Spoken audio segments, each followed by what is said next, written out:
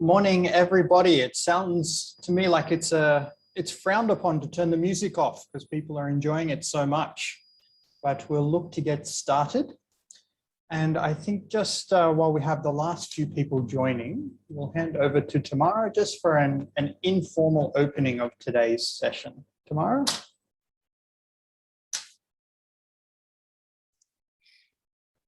Thanks, Brendan. And good morning or good afternoon, everyone. It's really nice to be part of this meeting. I think I reflected it's my 5th SRFSI annual meeting. So I've certainly learned so much throughout those 5 years or 4 years of being involved with the project.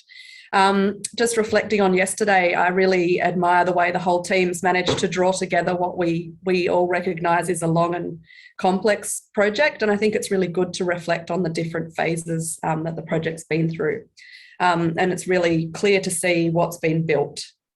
I also think yesterday's focus on partnerships was a really good place to start because I think they've been the foundation of the project.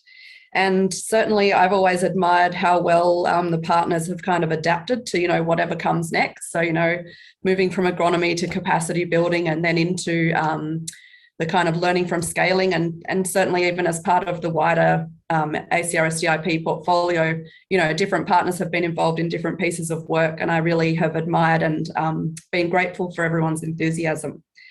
So I'm really looking forward today to hearing more about the capacity development, and I hope we do hear a little bit both the formal but also the informal, if people are reflecting on how they feel maybe their own capacity and their own institution or organisation's capacity has changed during and because of SRFSI. And then also there's a session on publications, and I think the diversity of publications that are now starting to come out is really really important and really interesting. So thanks for a great program to the SRFSI team, and back to you, Brendan. Thanks very much, Tamara. And so with that, we will start today. And like Tamara, I think I'm really excited about today. It's got some really excellent sessions, first focusing on capacity development and then looking at all our publications. So welcome to everybody. Welcome to all of our reviewers as well. Here's our session for today, starting with session 3. So basically we have yesterday looked at our overall achievements. Today, what we want to focus on in this session is some very specific high-level achievements around capacity development. So this first session, we have 9 different presentations focused on different aspects of SRFSI's capacity development to celebrate. We've asked the presenters to focus particularly on what capacity gap they were trying to close, what they did, and then what is the likely longer term benefit or outcome of this initiative. I think everybody was asked to stay within about 7 to 10 minutes for their presentations, and most did. So thank you so much to all of the presenters, and I'm sure everybody will be captivated in the next hour or so. To start with, we're going to hear from Dr. Mahesh and Alison about these pre-scaling capacity development initiatives. So let me get this video up and running.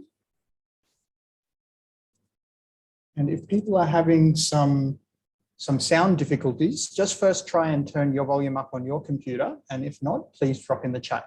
Before we get going, actually, the other thing I wanted to mention today, we didn't use the chat box much yesterday. So as we're going through these sessions as well, if you want to say anything about the presentation, if you've had a thought about how it reflects on your situation in capacity development, anything, please put it in the chat box. And then the moderator at the end of this session, which will be Tamara, will have some starting points as well to discuss. So please use that chat box as much as possible. Excellent. All right, so handing over to Mahesh and Alison. Hi everyone, I'm Alison Lang from CSIRO, and I'm here with Dr. Mahesh Katala from CIMMIT Bangladesh. We're discussing capacity building in the early years of the SRFSI project. Many different capacity building activities were undertaken, and now we're going to give you a brief overview of these. Maheshji, could you give us an overview of the key areas in which the SRFSI project focused on knowledge building, please? Thanks, Alison. There were three key areas in which the SRFSI project undertook capacity building. These were developing a shared understanding of conservation agriculture-based sustainable intensification crop management practices and technologies, learning how to work together as a big project team, and then third one is detailed hands-on practical training on all aspects.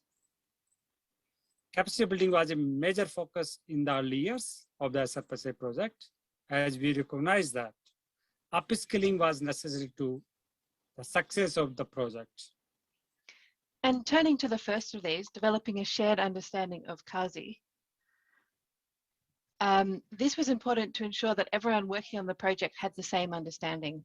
Could you explain how you went about developing this shared understanding of CASI and who received this training? Early on, we spent time with all project participants to make sure they understood the different aspects of CASI. People might focus on one element of CASI, such as zero tillage and manipulation and tillage only, but really it is whole package and management practices. So we took time to explain the whole package and practices and all the benefits of the whole package, to the technologies and for the CASI. We explained the project objectives and likely benefits for the communities. We also answered all their questions and worked to build their trust in the project.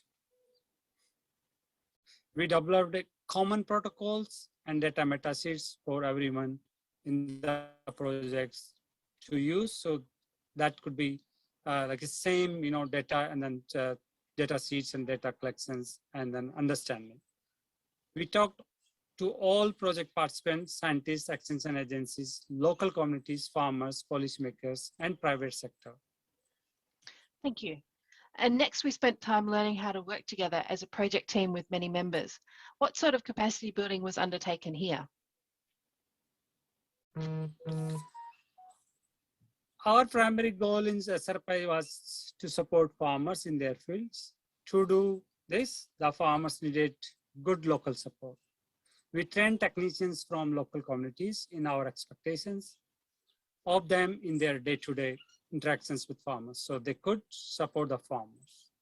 But simultaneously, because it was important that this project was more focused on mechanization, so we trained in machine calibrations, maintenance, quick fixes, using improved varieties and good agricultural practices, hands-on training on all, and how to operate, what was the seed depth, how much seed depth, how much seed rates, and in different crops and different crop spacing, line spacing and so on. So we trained how to grow nursery, met nursery for mechanized, rice transplanting and all. We had to acknowledge the different priorities of all organizations, participants in the project, and negotiate ways in which we could work together to achieve project goals. And at the same time, achieve goal for the organizations and the individuals within them. Many researchers and scientists were interested in opportunity for technical upskilling. And the biggest part of capacity building were the detailed training activities. There were many aspects here, so let's start by talking about the training of farmers and technicians in CASI practices. This was really very essential to SRFSI. Without knowledge, knowledgeable human resources, it was not possible of effective implementation of CASI in the farmers field. We use the first year of the field trial was as a training year, where we, farmers and technicians could report any problems, and the research team worked with them to enable them to be confident in the CASI technologies. And we were not only farmers and operators and technicians, but also scientists, research and extension and private, all international actors must be on the same page. So we took 6 months as a kind of training year, and then we came on the same pace and an understanding of that CASI.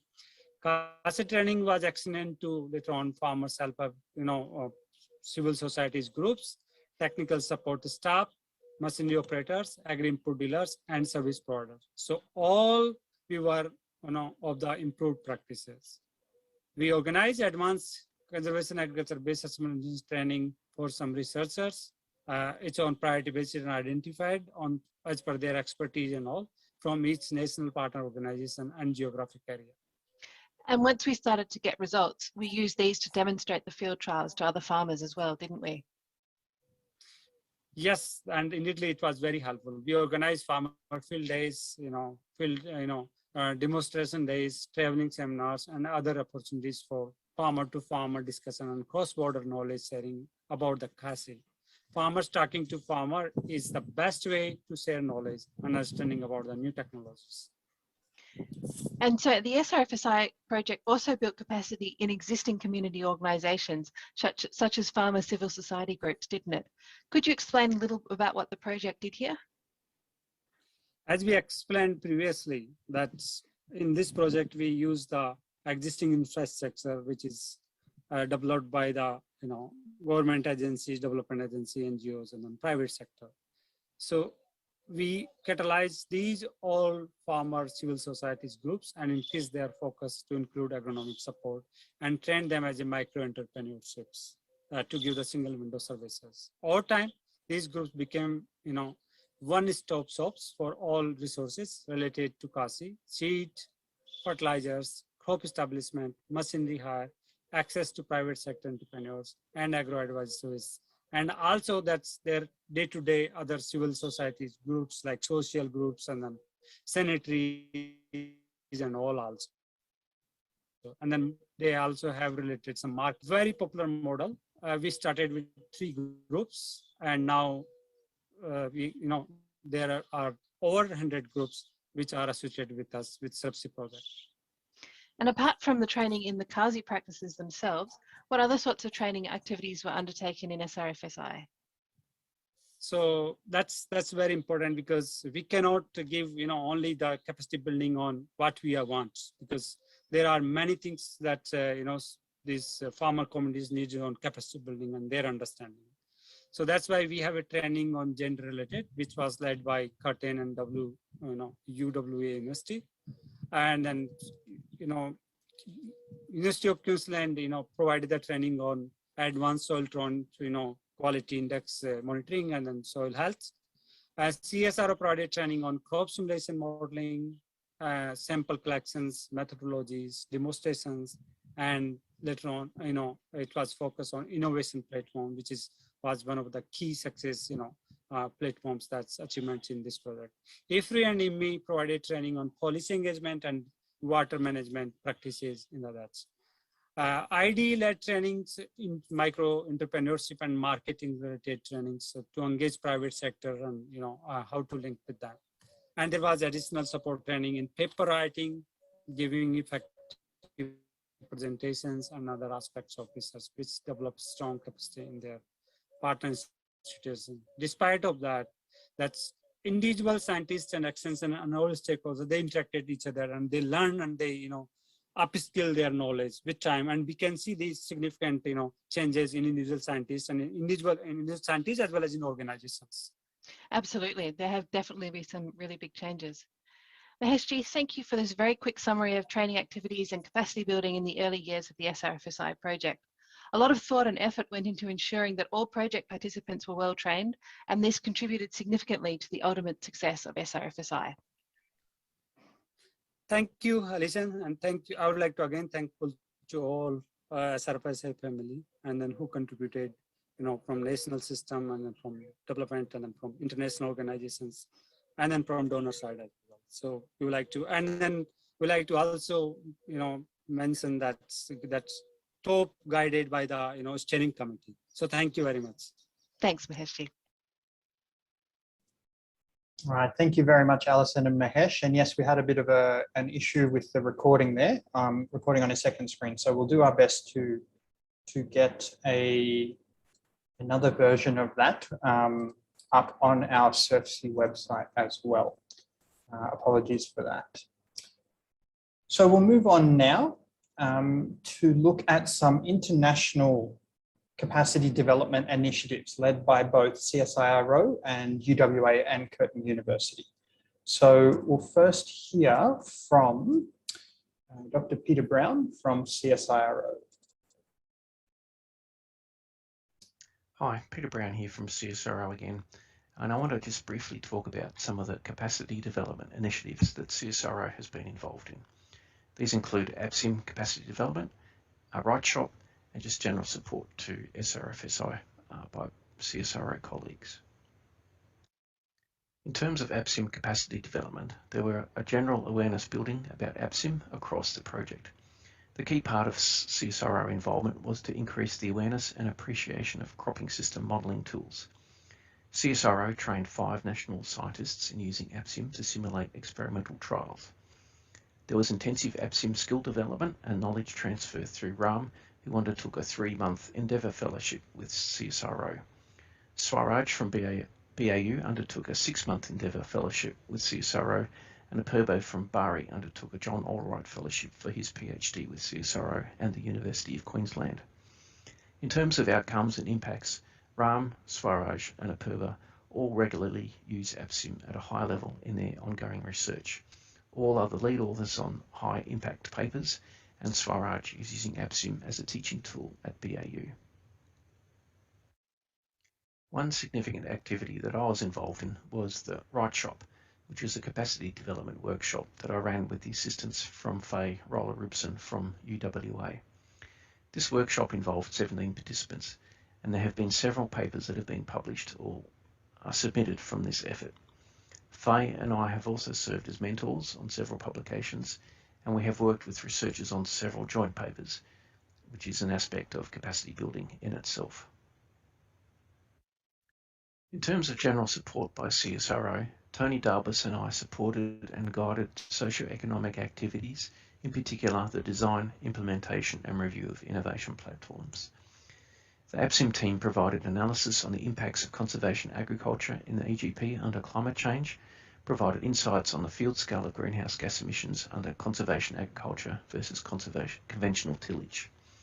The team also contributed to field trial monitoring and evaluation and overall project management. Of particular note was that Alison worked from a South Asia base for an extended period of 3 to 6 months to support project activities, conducting initial analysis of field trial data and contributing to the analysis of field trial data. And we have all extensively supported the development of publications.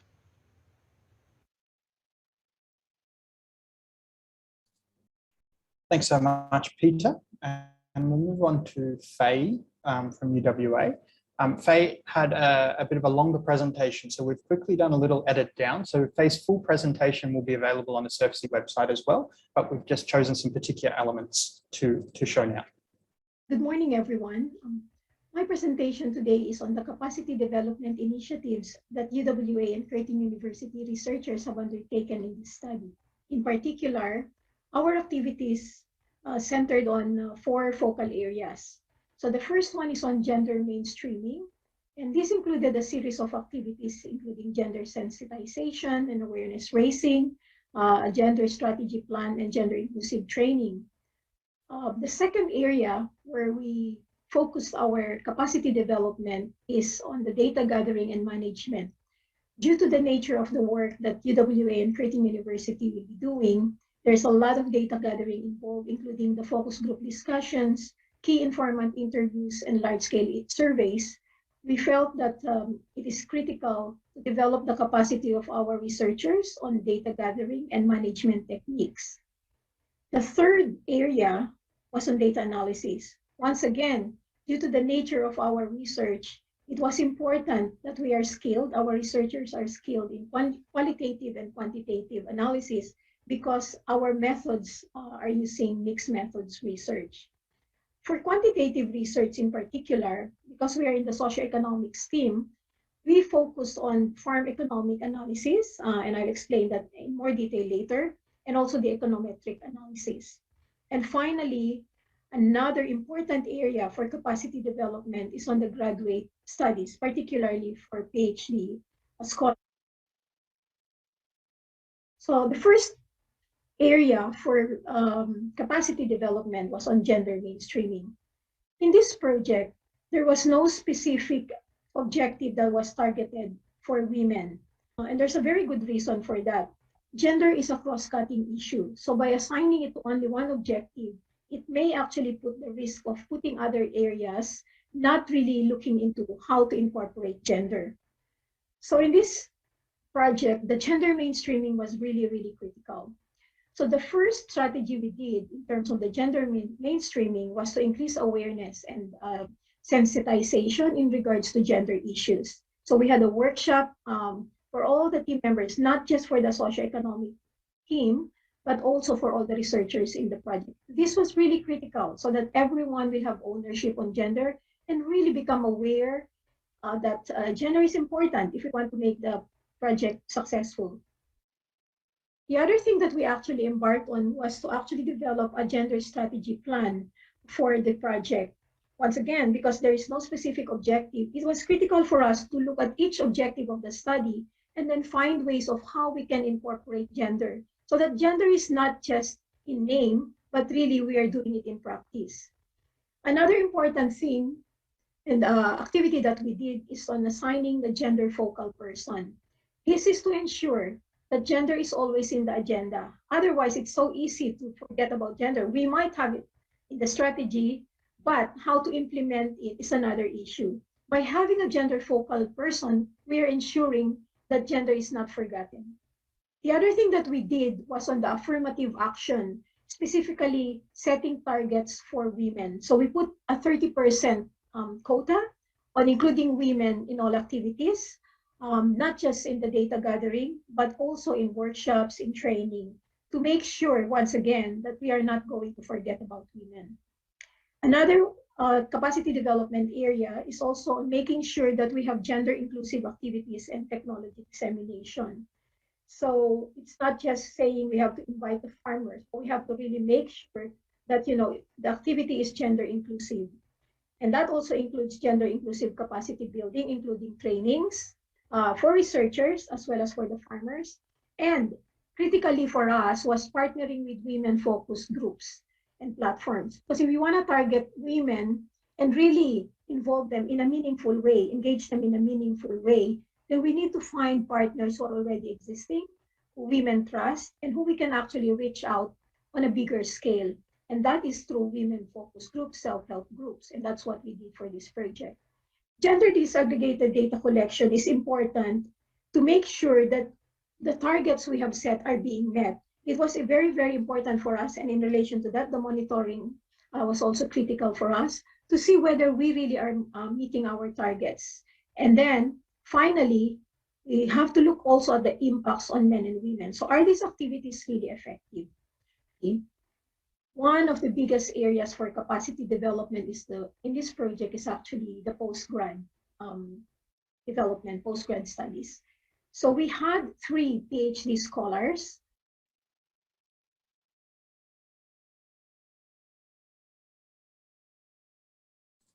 Okay, my apologies. It seems the editing has gone wrong there. But as I said, the full presentation from Faye will be shortly available on the SRFSI website. And just to reflect on both Peter and Faye's presentations there, I think with any ACEA project, pairing with Australian expertise and Australian academic institutions is really important. And particularly so in SRFSI, that was a focus. And a lot of the work that came through alongside Mahesh and Alison and in the CIMIT and CSIRO side there also came through with Peter and Faye. So thanks to all 4 presenters there for really highlighting those elements. We're going to now move into some of the later capacity development initiatives. And first, we're going to look at the Nepal Agricultural Machinery Training and Testing Centre capacity development, presented by Anjana.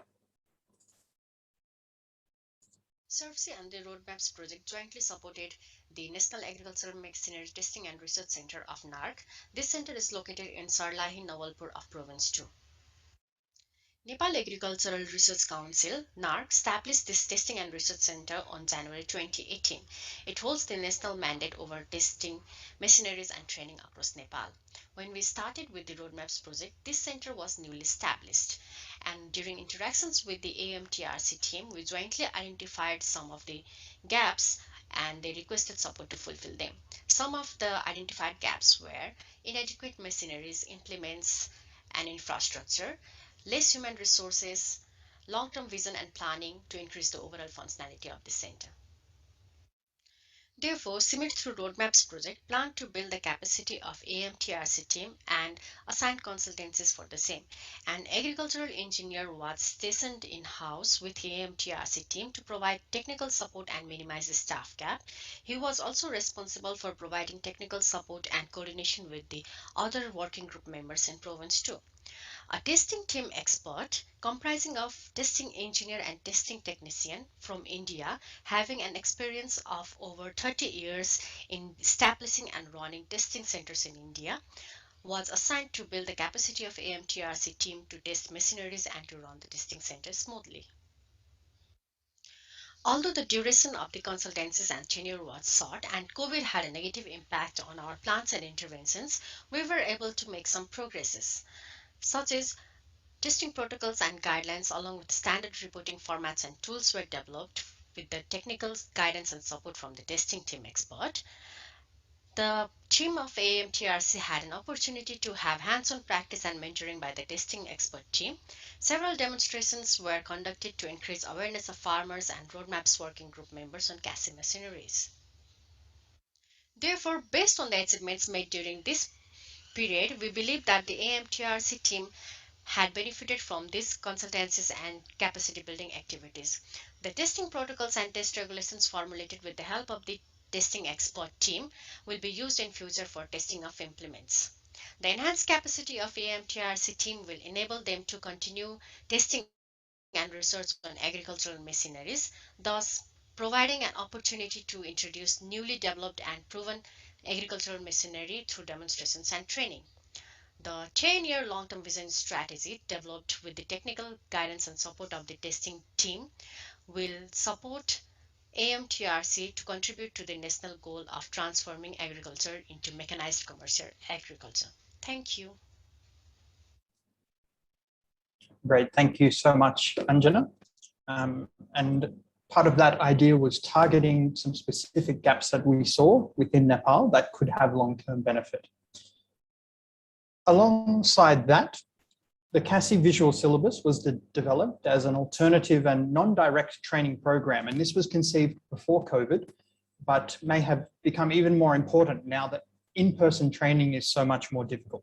Emma's going to take us through and provide an overview of this initiative.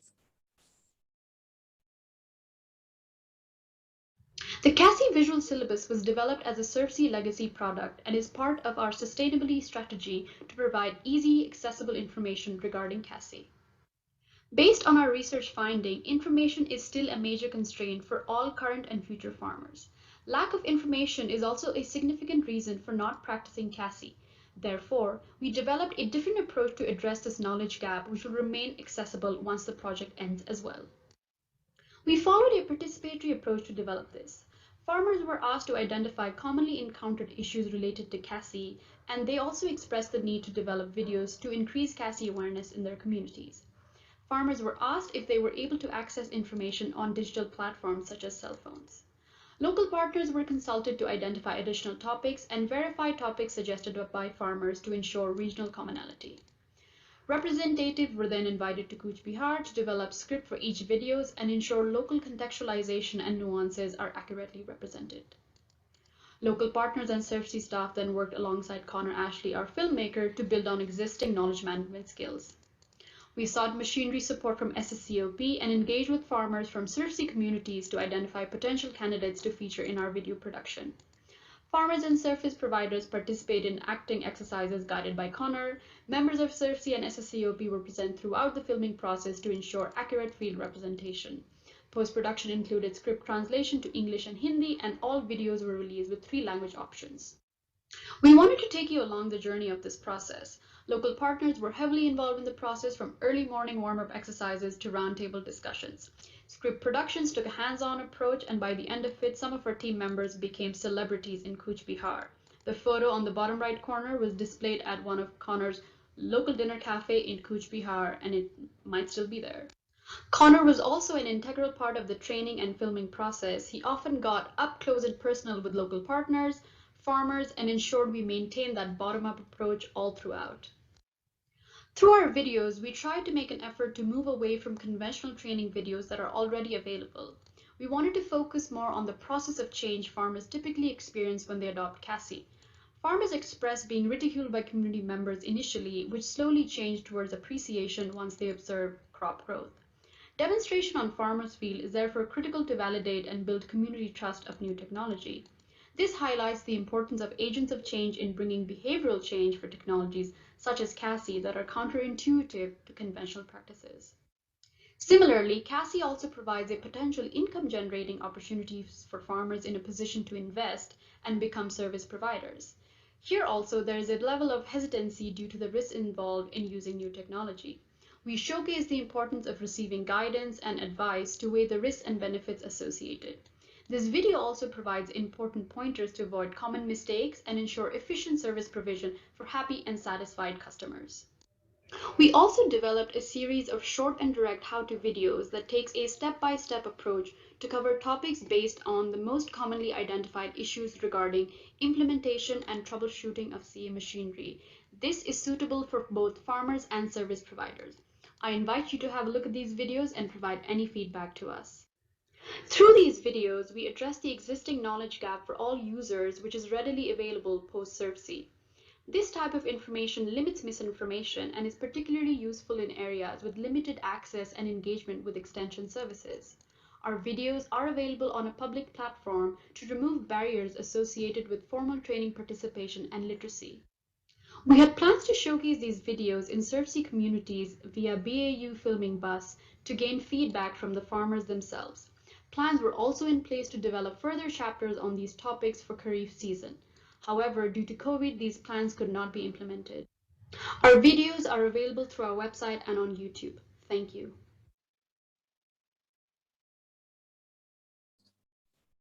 Great. Thanks, Emma. And I think when I reflect on some of the impacts that COVID has had on SRFSI, the visual syllabus is something where it really was a showstopper. We had intended to film two-wheel zero-till machinery videos, to go to Bihar and do some DSR, to look at the rice transplanter, surface seeding, business models, all of these things, which we just weren't able to do. So that was definitely COVID was a showstopper in that respect. Moving on now, we're going to, we know that technological scaling is not often just about the technology, but we know it's about bringing aligned skill sets, and particularly so for service provision and for cooperatives. So we have from IDE the development of a CASI Business Accelerator program, which has been piloted in a few communities. So we'll hear from IDE now.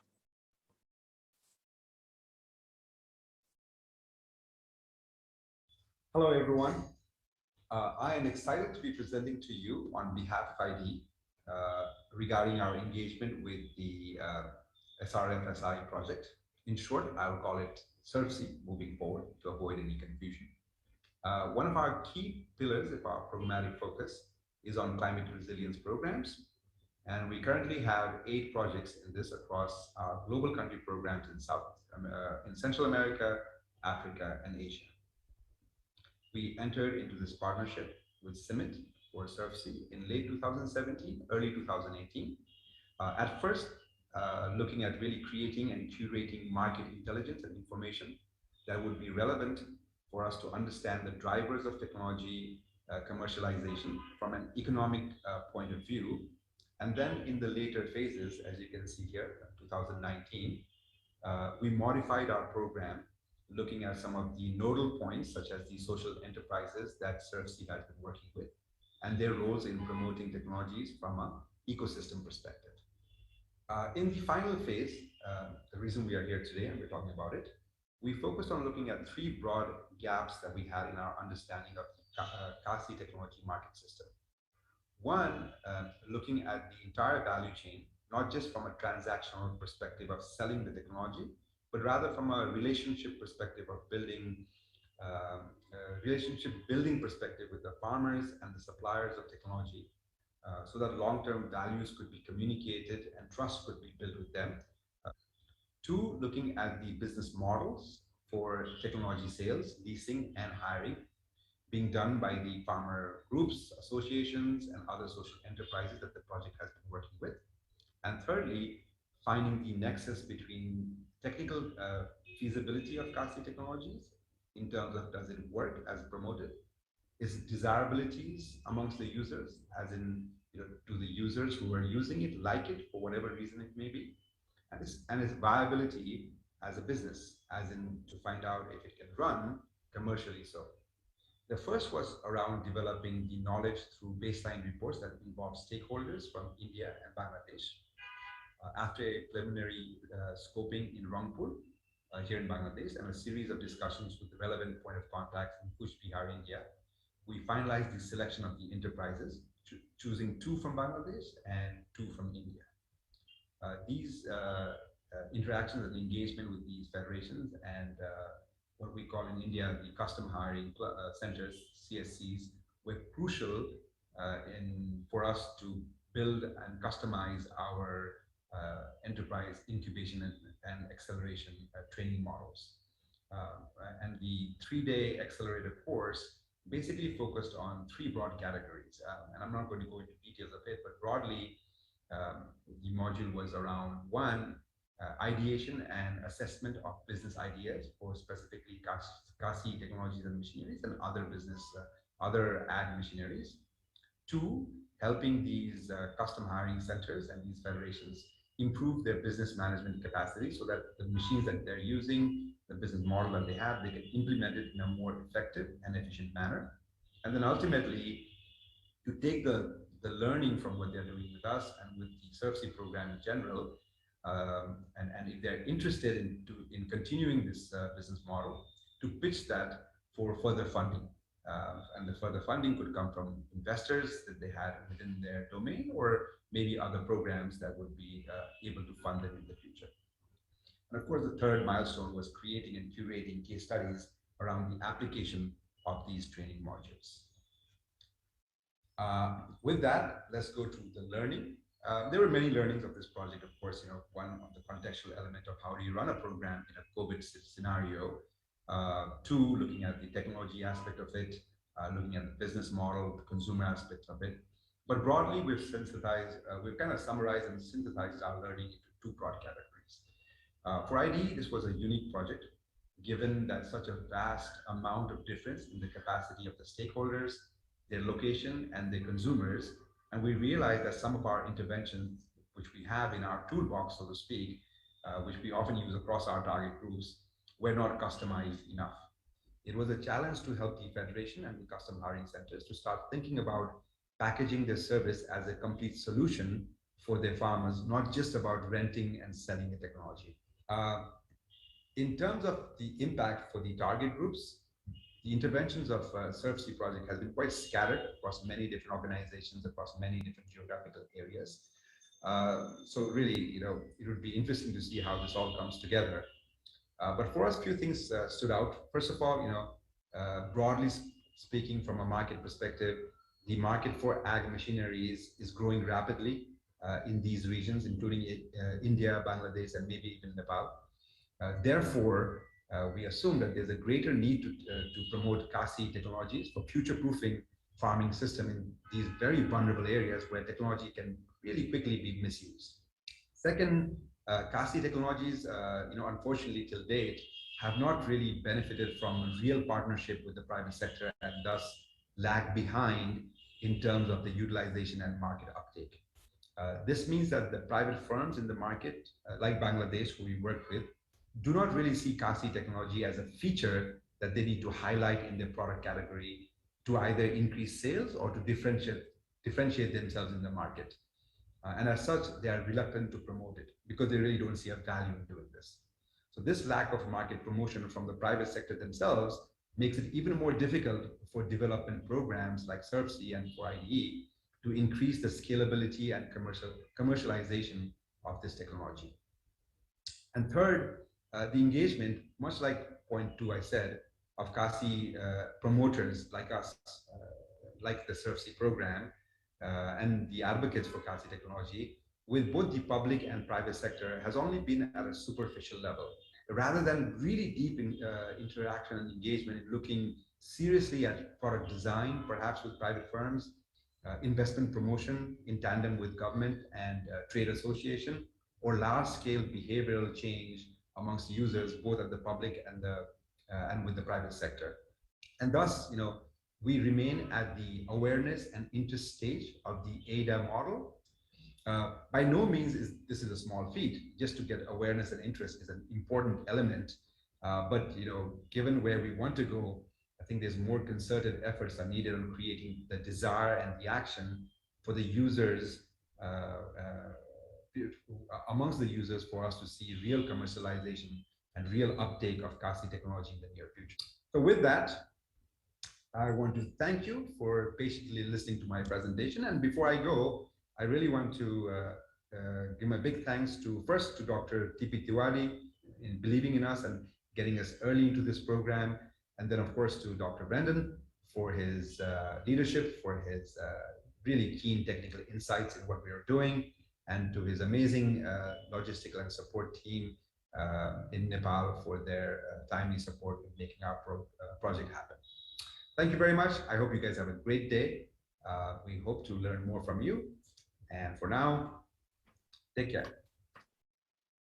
All right. Thank you very much, Deepak. And particularly that collaboration with IDE is interesting because they're not in any way a research organization. So to bring together a few different viewpoints and bring those together from research and development together to try and find new ways of approaching some of our constraints to CASI scaling. Thank you, Deepak, for that. Now we're going to move on and we're going to hear from Dr. Ramdat from BAU, who was integral in putting together and presenting the world's first conservation agriculture massive open online course, or MOOC. So Dr. Ran led this initiative with the help of other BAU colleagues and CIMMIT colleagues. So he'll provide us some information on that now.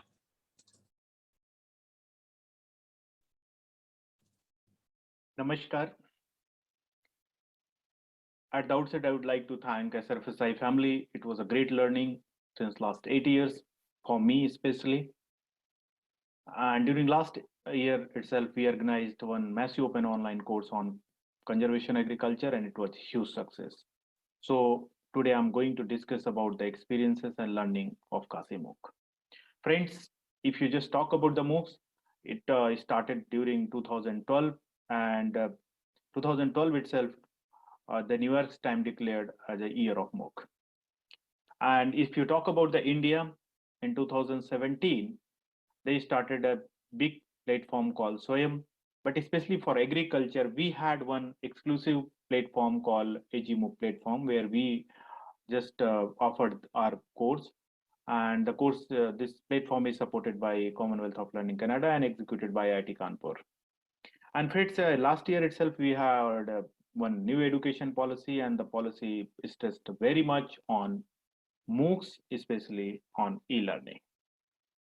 So if you just talk about CASI MOOCs, so altogether 7,390 people participated, and the course was on Hindi especially, and we gave subtitle in English. And interesting thing, other than India, Nepal, Bangladesh, and many people from the African countries also participated in this. Altogether 51 countries peoples participate in this. And around 69% male and 31% female. As such, in platform, there was no as such category of farmers or entrepreneurs. So farmers just registered themselves in individual category, and you can see here 51% people are registered in individual category. Another interesting thing, around 80% people were below 30 years of age. So we can target, and young people are very much active on this kind of platform. Other than that, it was a 6-week course, and in first week itself, we discuss about the fundamental things. Later on, we discuss about how to handle the machineries, and especially about CASI machineries. And during the third week, we just discuss about the agronomical management, and followed by we had discussion about CASI and its challenges. And to just change their behavior and attitude, and we discuss about the advantage, what advantage CAS is having. And during last week, we also discussed about if you'd like to start business or a startup in this particular sector, how you can start it. And we discuss our success stories of Dehat and Satmile Satish Club in this. Other than that, just after completion of this course, we conducted this survey, and you can see here, as far as content is concerned, instructor, learning objective, people were very much happy. And the interesting thing, many studies say that mostly students used to come taking part this certificate also. That could be one of the extrinsic motivation. So, but here you can see that 654 people out of 1477, they were telling no, they came for the knowledge. They're not bothering about very much about the certificate. And the biggest task for us was that how to just motivate people, especially rural people, to just come in this platform, because mostly these courses are offered for the, especially for the students. And then what we did, we just thought of that where they will be available. So we targeted a farmers fair, we just targeted about the local newspapers, and we have a number of agri-based WhatsApp group, and other than that, BO is having a YouTube channel in which 3.5 lakhs people are subscriber. So we also gave our advertisement. Not only this, we also requested other people who are very active in that YouTube, especially for agriculture. So they also just covered our courses. So on that way, we just motivated people to participate in this. Other than that, we know farmers are having a lot of experience and their views. So how we can just change this experience or transform this experience in knowledge? For that purpose, we develop one experts group of different subjects. Other than that, we use for active participation, we used to come conduct about a live YouTube on that way. So people used to come there. We put a notice on the panel that portal. We will be available this time, and you can come and you can ask questions. Other than that, we created number of new topics for active participation, and we used to do the paraphrasing of their question. And you can see here more than 5,000 question answers came out on during the course. So you can ask me whether these courses are sufficient to convert into action. So I will say that no.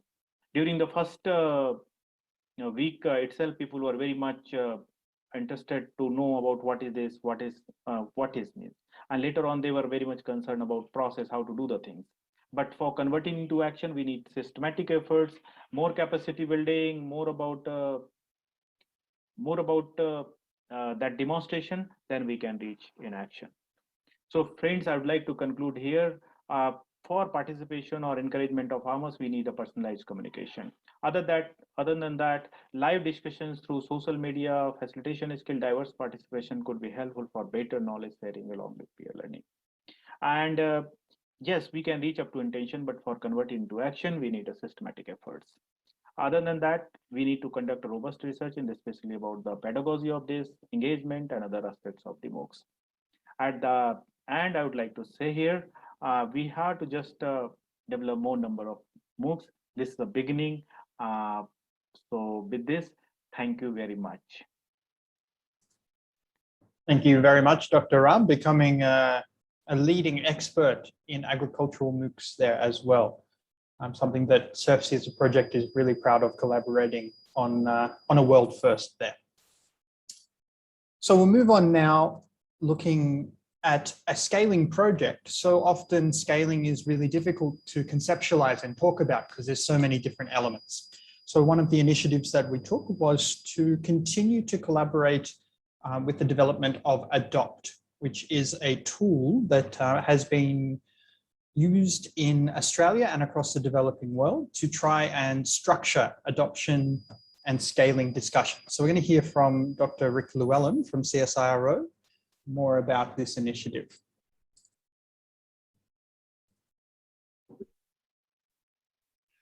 Hello, everyone. Thanks for the chance to present on our exciting and what's been very interesting work looking at Adopt for South Asia as part of this project. I'm Rick Llewellyn from CSIRO. Now, Adopt's a tool that's designed to help people understand and improve planning for adoption or adoptability of innovations, and it's been a great opportunity to develop that capacity in this project and the capacity for Adopt to play an ongoing role. So we know that adoption of innovations in farming systems can take many years and decades. So the reason for a tool like this is that it looks beyond the life of projects and what the impact might be or could be. So adoption typically lasts for much longer than most projects, even a very long-lasting project like this one. We know there are large differences in adoption rates between innovations and farmer populations. So it's been an opportunity to look across a whole range of regions with adoption. We know that better foresight of likely adoption rates and the reasons for low and slow adoption can inform planning and strategies. But we also know that despite the vast amount of adoption understanding and literature, it can be hard to apply in a practical way. And that's why Adopt's been designed to be a workshop tool that's easy to use, as well as a research tool looking at that adoption forecasting. So what we did, we applied, evaluated and adapted Adopt for the project region, and importantly with the project partners, including researchers and those out in the regions. And like I mentioned, Adopt is very much put into place to not only predict, but also to inform and engage. So just a little bit about Adopt. It involves working with local expert groups to collect information and understanding around not just the innovation itself, but characterising the target populations and get a better understanding of the target populations and their characteristics that might interact and influence adoption. And it generates that output of expected adoption rates and the sensitivity around that, which is an example of the output there in the bottom, the diffusion, the proportion of farmers who've used that innovation over time. So what did we do? We ran these hands-on workshops, which were excellent in the different regions, Nepal and India, including at the university, and with a large group of students, as well as extra workshops who are very keen users. We collected that local expert input and we tested it for not just the innovations in this project, but also old innovations, ones that have probably already achieved the likely amount of adoption they're likely to achieve, so that we can look at how Adopt would have performed if it was used at the start of that process. We found more effective tool improvements, including lots of improved wording changes that make it better for this South Asian context and for the context of this project. And we also identified a lot of other important factors that aren't necessarily included in Adopt specifically, but need to be considered when using Adopt, and they were captured in that article there. In terms of the data, it was only late in the project we got the best of the actual diffusion data, data from adoption and surveys, and that came from Brendan Brown and his team, looking at a whole range of regions, which you can see there on the right. Just looking at the Cooch Behar in this case, the data from there is looking at the rotivator data just in this case, where adoption's been happening for a long time, and it lets us look at how Adopt would have performed against that, which really helps us improve it. And so far it's performing pretty well, but there's a lot of other regional differences that we'll be looking at even further as we go on. And thanks to Masuda Azim for generating these curves. So finally, what's available now, what we've created, as well as this experience with applying Adopt. There's a new smallholder Adopt version that we've generated.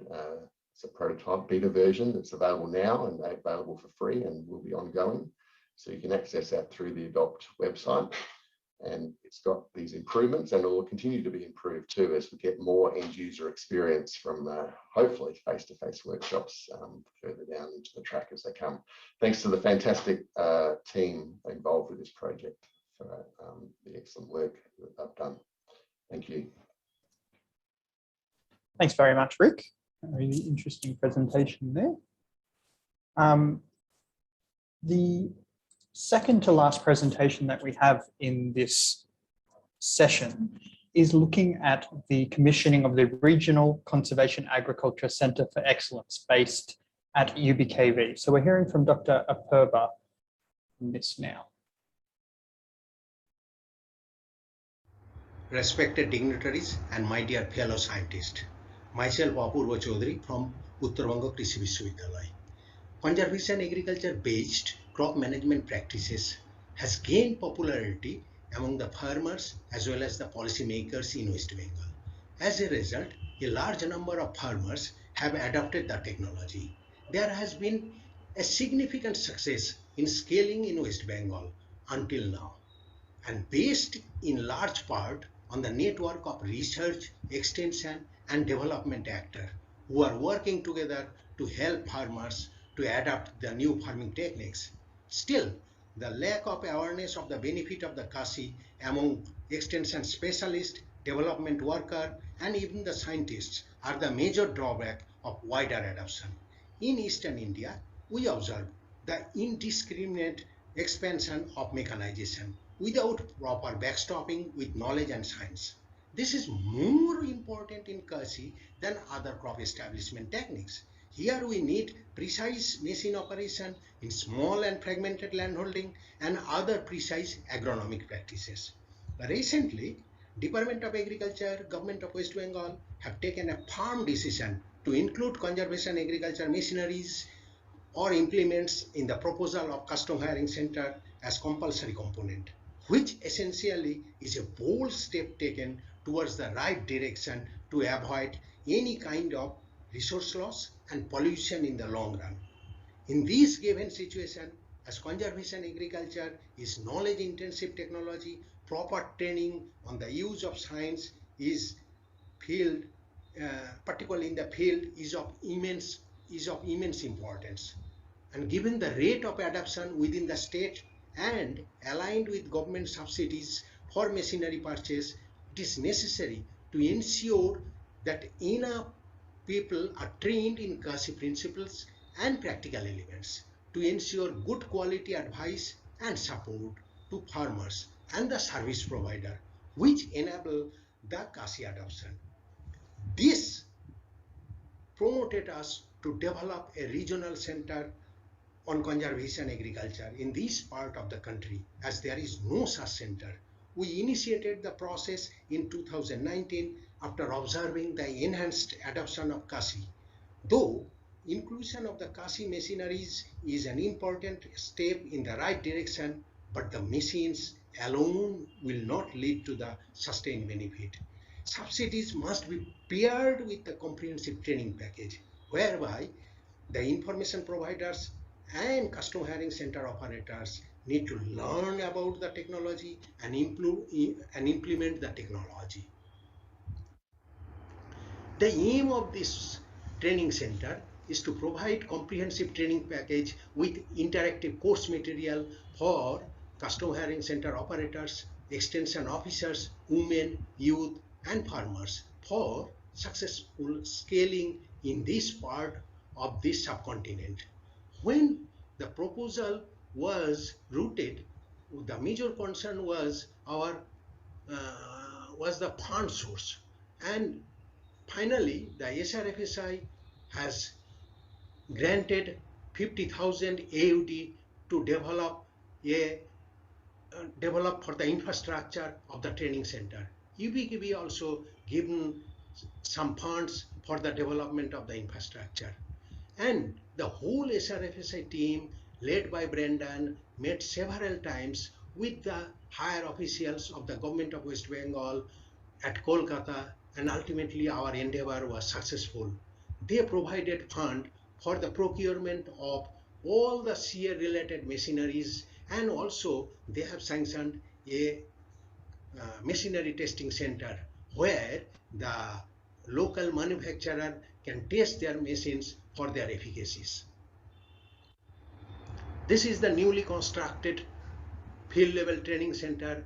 It includes a training hall of 40 persons capacity and room for the scientist, and another room for store and a toilet block.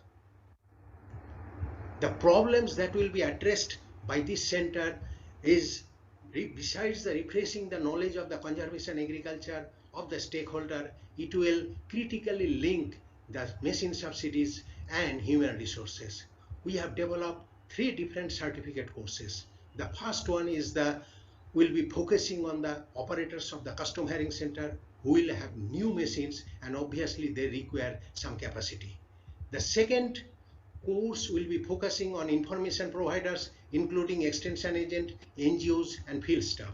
The third course will be focusing on specialized training for women and youth, providing the targeted information on income generating opportunities. Obviously, we have a machinery testing center where the local or distant manufacturer can test their machines for their efficacy. We have developed a syllabus. It is an extensive syllabus right from the introduction to conservation agriculture, machinery used in CA, calibration, its maintenance, agrochemical applications and techniques, nutrient management, water management, pest management, operational safety, protocols development, as well as the business skill. And the syllabus will be modified according to the target group.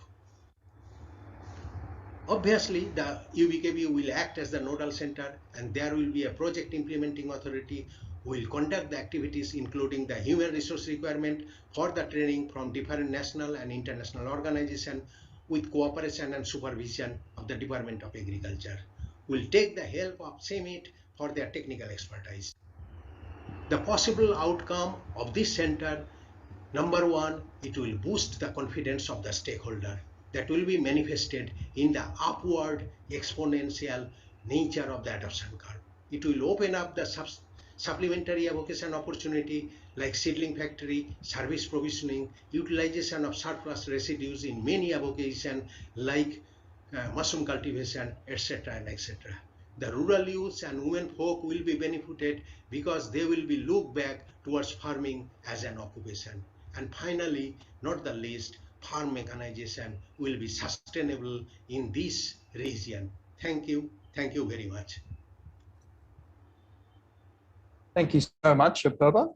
And two quick points to emphasize there. The first one is that while the project gave some seed funding for establishment of infrastructure, we've always said that we couldn't support any ongoing costs. But the buy-in from others, from the Department of Agriculture, from UBKV itself, shows that there is some sustainability to that. We're not just establishing a building and in 2 years, it won't be there anymore, it'll be used for something else. There is these long-term sustainability plans that were put in place. The second one is, I hope people are starting to link these different things together. We've supported in Nepal a training and testing center. Now there's one being established in West Bengal at UBKV as well. So looking at this regional sharing of information is a really important part of this as well. So as we move on to our final demonstration, we know that we've created a huge volume of understanding, but what do we do with all that information? So we're going to hear from Manisha about the srfsi.cimit.org portal.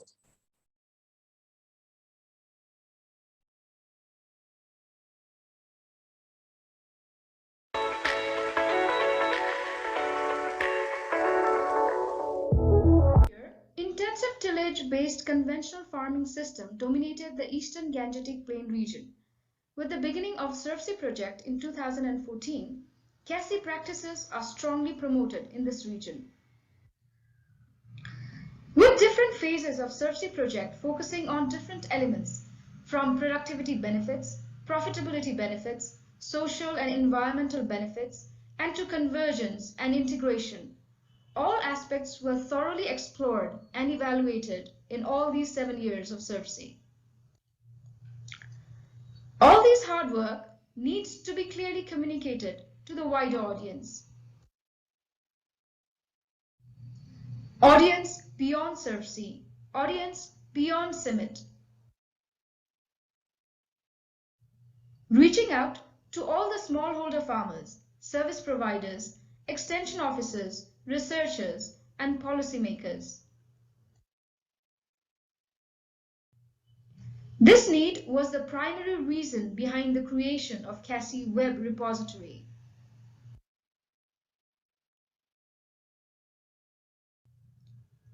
Another main reason why we need this web repository is we are working with different groups simultaneously: farmers, service providers, extension officers, researchers, and policymakers.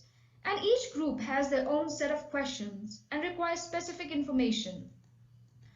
With this web repository, we are trying to make the process of gathering and accessing information easier for all of them.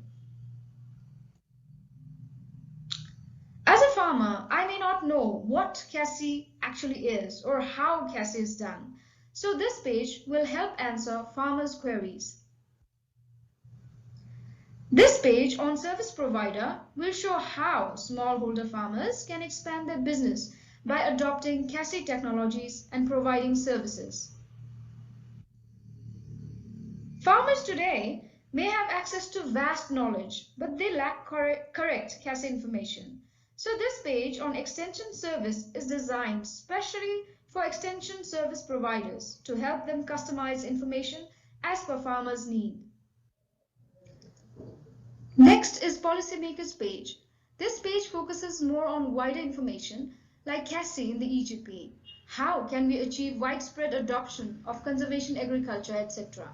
So basically such information that will help policymakers take right decisions. To make all this information comprehensible in all locations, we have set up language options too, as you may see. The whole web repository is in 4 languages: English, Hindi, Nepali, and Bangla. Here's our repository. It consists of all journal articles, reports, policy briefs, fact sheets, learning materials, all in one place. More than 200 educational materials listed. Easy search function is also available, country-wise or type of resources or organization. Similarly, we have directory, listing all individuals organized alphabetically with their contact details. This will help serve the need of our audience to know whom to ask. If they have any questions at all, they can easily find the relevant people here. It also has easy search function. In this way, we hope that CASI network will expand. To help SRFSI come this far, we firmly believe our partners have equally strong role to play. So we have dedicated an individual page for each of our valuable partners to acknowledge their effort and share their learnings. Likewise, there is an additional information on collaborating projects as well.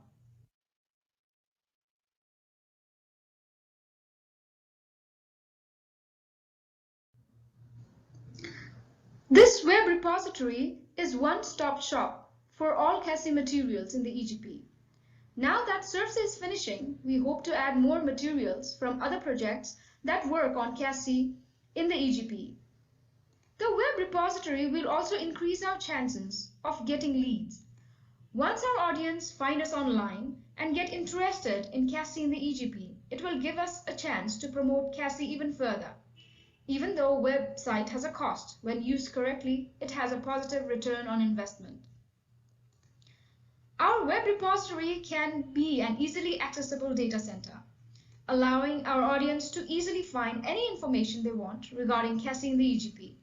Having lots of relevant information on our web repository is a great resource for our audience. Having this web repository will increase our credibility.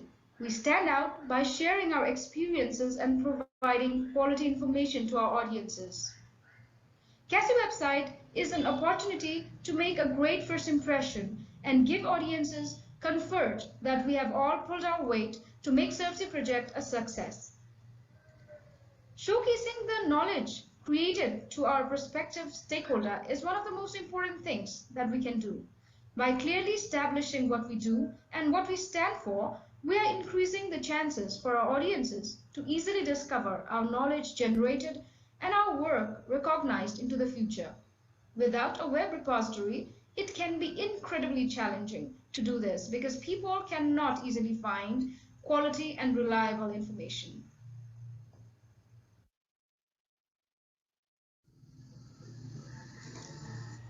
In early 2020, when the idea of creating this CASI web repository was proposed, it was a big task for me to learn not only the basic skills required, but also keeping current in the fast-moving industry.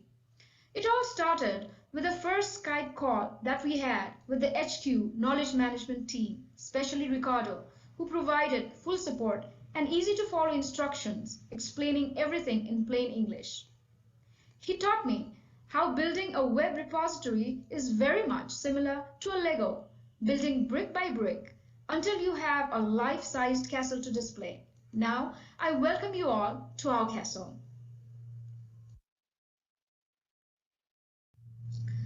I want to use this opportunity to thank my team for sticking out for me. I couldn't appreciate it enough. Thank you. Thanks so much, Manisha, for that. And I think one of the things that we wanted to avoid with that particular initiative is calling it a website. It's not a project website. Project websites die.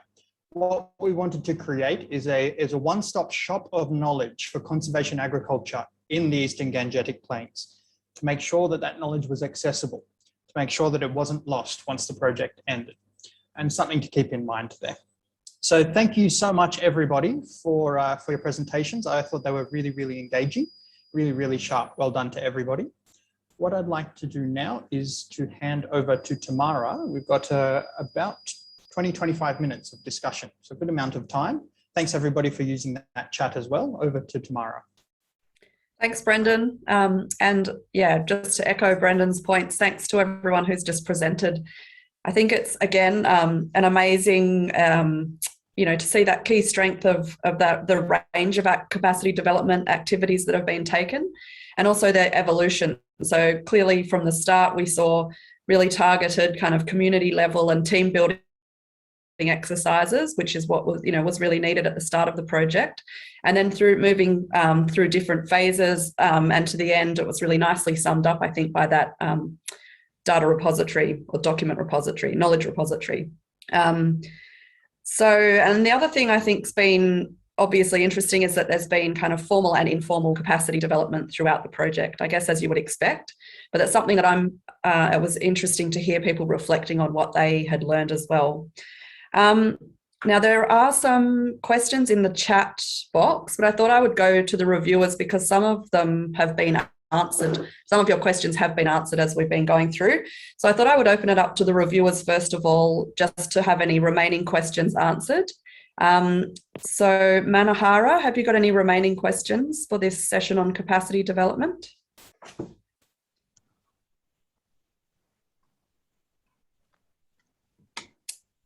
I can't hear Manohara. I think, yeah, I'm enough at the moment. Thank you so much, Gail. Yes. Okay, we can hear you now. Are you okay for the moment? Okay. Ranjita, do you have any remaining questions?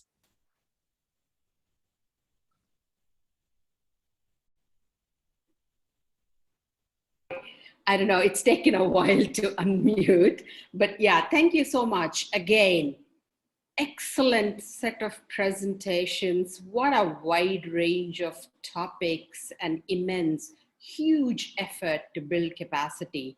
Very, very impressive. So it was good to hear about all the achievements and, some level of reflection and learning. But clearly, there would have been challenges in designing, implementing these programs.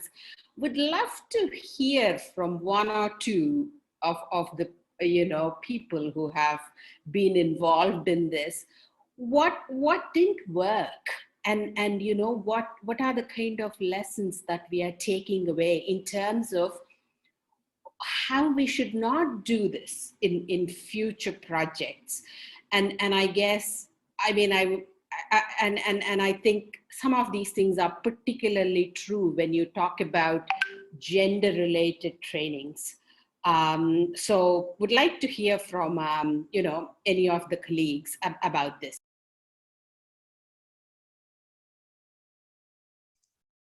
Okay, thank you, Ranjita. I might just ask Professor Hamid if he has questions, and then we can get some responses. Thank you very much.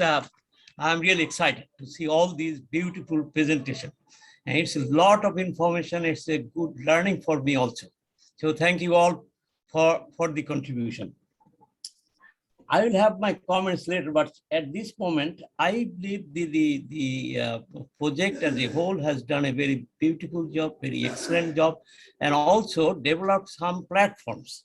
Those might be of help in future also. So given that, what I understand that in the IGP, in this region, poverty is the major problem. I think that the project stands on that also.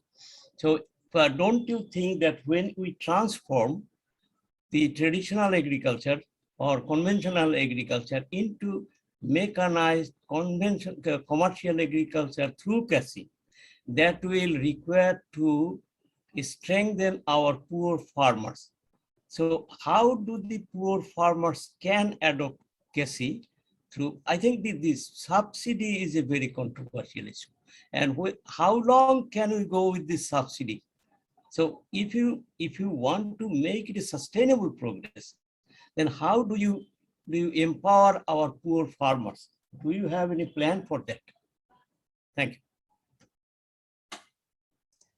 Thank you, Professor Hamid. Maybe we'll take that question first then. Brendan, have you got a suggestion of who can answer that? I thought in terms of strengthening or in terms of transforming ag and building capacity, then Apurva, you've already talked about the Centre of Excellence for Conservation Agriculture. I'm not sure if you can talk a little bit more about how that can also reach, so not only service providers, but farmers. And I also noticed during the chat that in regards to the seeker, there was a question about gender and whether women are, whether gender training is also provided in that and whether there's training for women as well. And just to pop in, I know Tapan has some additional comments to make as well. Okay, so maybe Apurva, if you can add some comments there first, and then we'll go to Tapan. Okay, thank you everybody. Particularly for the gender related training, already we are providing such type of training. And in CISA, particularly in Regional Center on Conservation Agriculture, we have designed some of the courses, particularly for the, we'll be focusing particularly on the women stakeholders. Suppose we are giving training to the women since long, and in this project we are using the women expertise, particularly whatever the surplus crop residues are there, we are using this surplus crop residue to develop some mushroom village. You know that in India now the mushroom in the midday meal for the school children, primary school children, it is has become essential. So there is a great demand for the mushroom cultivation. So whatever the surplus residues are there in the field, we are converting into the mushroom cultivation. And several mushroom villages have been come out and they are producing mushroom in a huge quantity. Not only they are producing to meet the demand here, but also they are sending mushroom to other countries also through Bhutan. Even in, you see Thailand, Indonesia, Singapore, they are sending the Western mushrooms. So other thing is that in case of the women training, we have given training particularly in different aspects, and Professor K.K. Das is fully engaged with the training materials of the women's and how to improve the training for the women's, and he has chalked out many processes. He can highlight more. And regarding another question is Professor Hamid asked one question that whether how this center can help it to the other parts. Already we are providing trainings to the Nepal stakeholders. Even in Satmail, probably some Bangladesh farmers have also came there and they have been trained. And regarding sustainability of the issue, in West Bengal, you see that the funding was very limited, but we have reached more than 1 lakh people. So already it has become sustainable through service provision modeling. So local service provider has been developed and they are providing service, and this is the paid service. Remember, this is the paid service, and farmers are coming and they are taking the service of the service provider, and we have developed several packages. Suppose sowing and inputs supplying, even service provisioning up to 55 days. Okay, 55 days of the crop. So this type of service provisioning is already there in West Bengal, and it has become sustainable. So any Professor K.K. Das, would you like to mention anything? Oh, actually, everything you have told. Only thing to supplement here is that please don't misunderstand that only the mushroom cultivation we are searching for. But as because we are in the last previous day, we have told that the additional timing, we are trying to engage, we are trying to give some windows for the stakeholders for the additional ventures or the occupations like seedling factory. Our omens actually that what we are seeing is that the some changing are coming. I don't know that whether it is due to SRFSI or due to the social change, but the omens are coming up forward. So in our attempt in the Center for Excellence for Conservation Agriculture, we are categorically giving some scope for getting some additional opportunities, especially for the women, as because in the coming days, feminization in North Bengal economy or in Bengal economy, it is here to come. What we are noticing, that is number one. And number two is that, sir, yes, the subsidy inertia is there. It is, you know that all over the world, this is there. All the developed countries, this is my experience, is that they are telling that subsidy is a problem. We have to go with this thing. Whatever we have done here is that the convergence technique, convergence of the different schemes, etc. We have categorically or tactically engaged them for getting go with the subsidy inertia and taking the advantage of it. Yes, we are very much agreed with all of you that subsidy may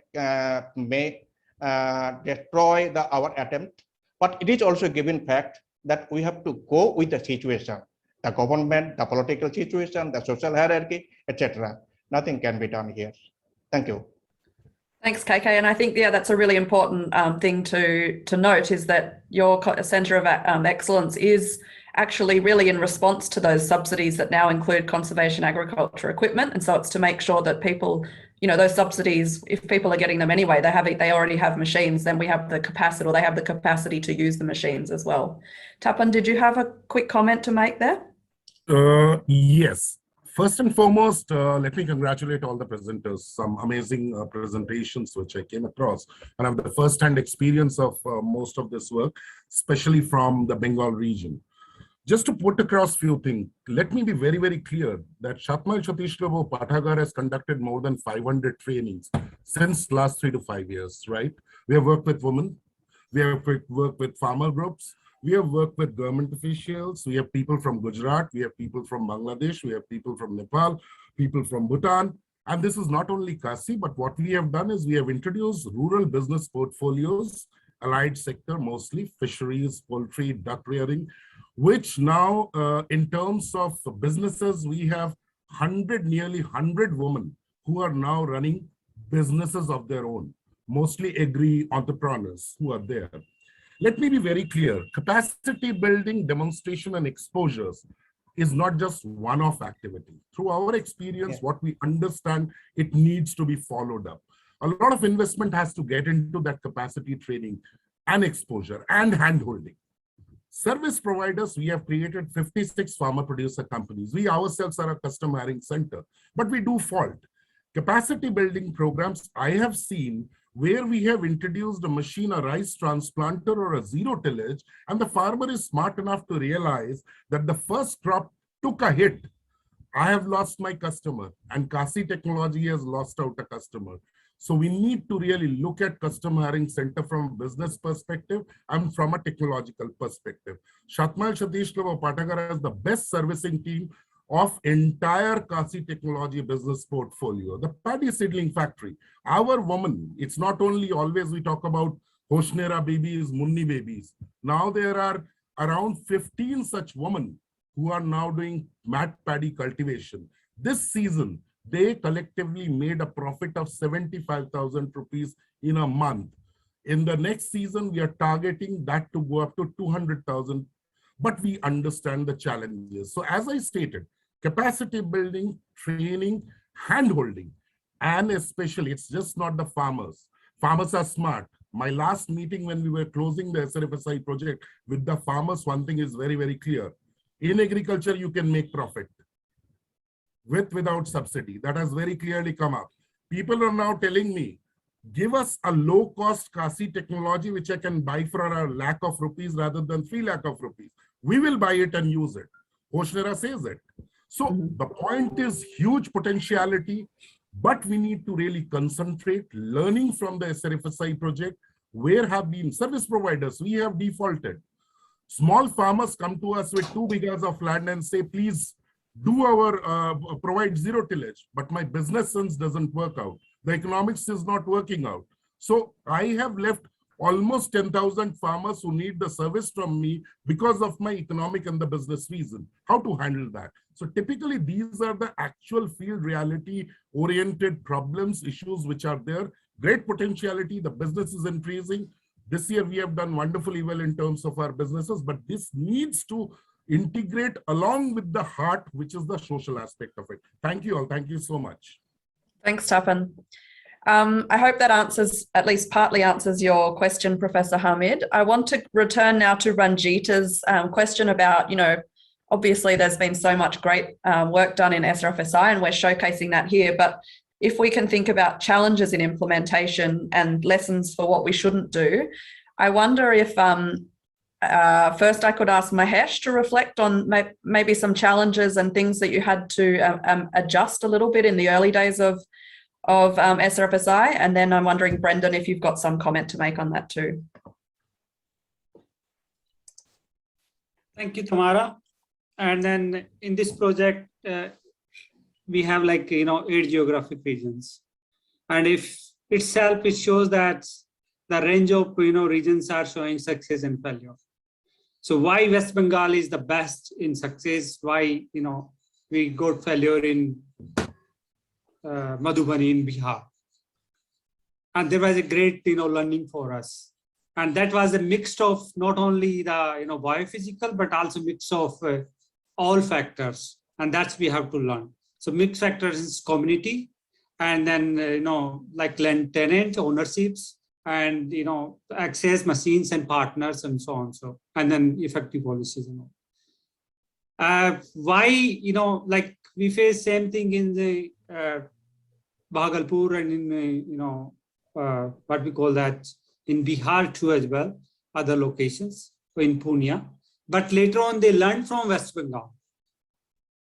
And then they overcome the problems that if you want to work through only institutes, it's not going to work without engagement of the all stakeholder partners, and then private actors and local agency and local communities and all. And we work with like Jivika, and then we use Jivika's helper groups, and those were the key success of in Pune later on. Though that's Jivika groups also in Madhubani, but it couldn't get success. Similarly, in Nepal, we tried, it's well about CASI technology, everybody was convinced, but there was no place of, access of machinery and infrastructure was not allowed us. And then later on, these political interventions and then strikes and then so many things has happened that couldn't allow to go at that level. So there was a big challenge that also political interferences is also harm and hamper the, our success and all. In Bangladesh, we have a kind of mixed success. In Rangpur, we have more, little bit less in Rajshahi, but Rajshahi is more in conservation agriculture now. But there are only issues of that we don't have a quality machines in Bangladesh for two-wheel tractor of CASI. And then problem is that if we person or operator want to run whole day, and then we want to achieve a business model is not possible. So we have to work more on smartly how we can make our machines as a user-friendly, and that these are the learnings that we need to be learned. Thank you. So those, so many things are there. So these are the factors and then again, we need to have kind of like optimize our partnership. Sometimes too many partners also create a problem. So we need to work on that. Such partnerships should be on like optimized as not many, but yes, we need more and more diversity, but not too much. That also sometimes is a challenge to handle. Okay, thank you, Mahesh. That's great reflections. Brendan, have you got a couple of points to make? I think we've got about 5 minutes, so some comments from you, and then we'll see if anyone else has some questions or comments. Sure, I'll answer it with a researcher hat on, because I think a lot of what we tried to do in phase 3 was think about targeting. So participation is one thing. Participation may not necessarily lead to the outcomes that you need or are desired if there's no agency or empowerment to action things as well. So part of what we've tried to do is look at who is it that we have to target for the outcomes that we want. Unfortunately, because of COVID, we weren't able to do a lot of that.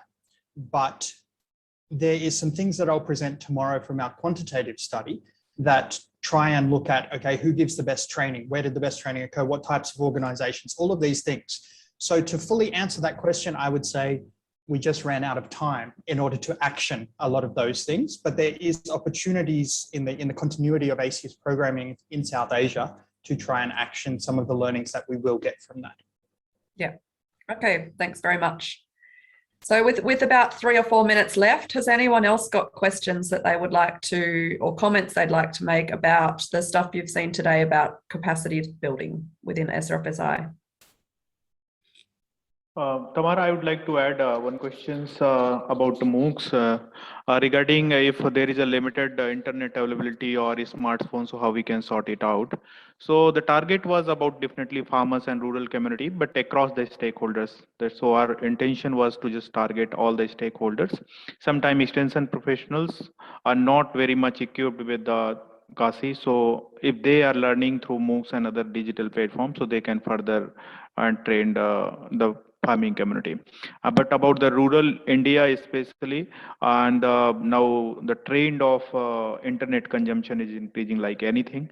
So we can't say right now that there is a limited internet after coming Geo, and after because the cost of that internet is also reduced like anything. So I don't think so there is a problem, but in any household, at least you will find one smartphone like that. So they can use some time about some young siblings, son or daughter is having that phone, so they can use it. Thank you. Okay, thank you, Ram, for that clarification. One last question I think we can take before we go to our tea break. Eric, you look like you're poised. Thank you, Tamara. Greetings, everyone from Canberra. This was a most interesting session. I just want to make first one comment that a great achievement of the project in the context of capacity building is that most of what you've done is going to survive the end of the project, which is always a very big achievement. There are many projects which really do not necessarily leave a trace later, but in this case, the way it's been managed and organized, there's a lot of opportunities for ongoing impact, and so that's really very good.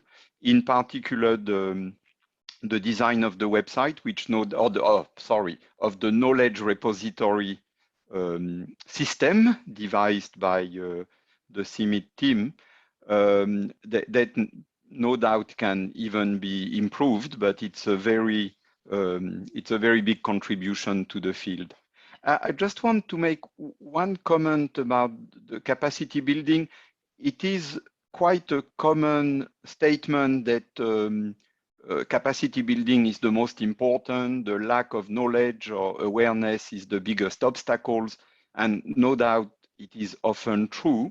But we need to make sure we don't get stuck into the feeling that people don't do what they actually could benefit from just because they don't know. And so we need to make sure we explore also, as Mr. Tapan from SatMile explained, that there are other things than awareness and knowledge. In fact, they are the key factors in limiting technology adoption or behavior change that are not underpinned by lack of knowledge or lack of skills. So we need to follow the two directions. Capacity building is critical, but it can also be used sometimes as an excuse for not addressing the hard issues of access to infrastructure, equipment, the equity issue raised by Ms. Manohara. So yeah, all those things, just making sure that we have enough breadth of interest to follow all the issues. But great work and very well presented and very interesting. Thank you very much to all. Thank you, Eric, for your comment. I'm going to hand back to Brendan now. Thanks for all those questions and comments. That was really interesting. And again, congratulations to the team, because it's been such a great summary of what's happened over the last 8 years. Thanks very much, Tamara. Thanks to all the presenters, and thanks to everybody for listening in and participating in the discussion and the chats. So we've got about a 15-minute break. Please do come back. My feeling is that this session 4 will be the best session, and I guarantee that you will leave session 4 smarter than you came in. So I think it'll be a really good session. Looking forward to seeing everybody in about 15 minutes. Bye.